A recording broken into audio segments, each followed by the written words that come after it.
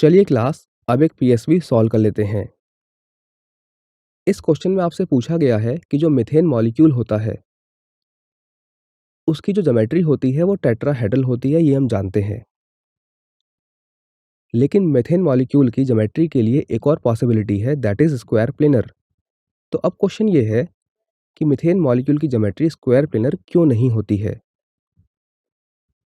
अब आप इस वीडियो को 1 मिनट के लिए पॉज कीजिए और इस क्वेश्चन को सॉल्व करने की कोशिश कीजिए। आई होप आपने इस क्वेश्चन को सॉल्व कर लिया होगा, तो आइए इस क्वेश्चन को सॉल्व कर लेते हैं।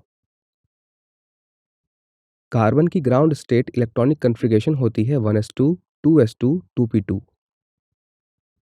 जबकि कार्बन की जो एक्साइटेड स्टेट इलेक्ट्रॉनिक कन्फिग्रेशन होती है वो है 1s2, 2s1, 2p3।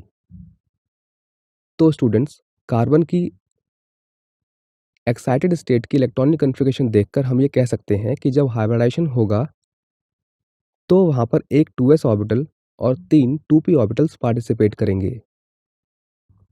और हम ये जानते हैं कि स्क्वायर प्लेनर शेप के लिए जो हाइब्रिडाइजेशन होती है वो होती है dsp2। और हम ये भी जानते हैं कि कार्बन एटम के पास d ऑर्बिटल नहीं होता है, तो इसीलिए कार्बन एटम के केस में d ऑर्बिटल हाइब्रिडाइजेशन में इन्वॉल्व नहीं हो सकता है।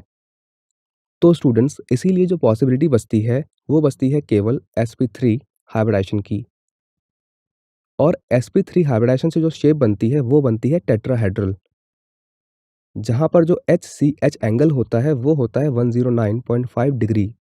तो इसलिए हम कह सकते हैं कि जो मीथेन की यहाँ पे ज्योमेट्री होगी वो टेट्राहेड्रल होगी, ना कि स्क्वायर प्लेनर।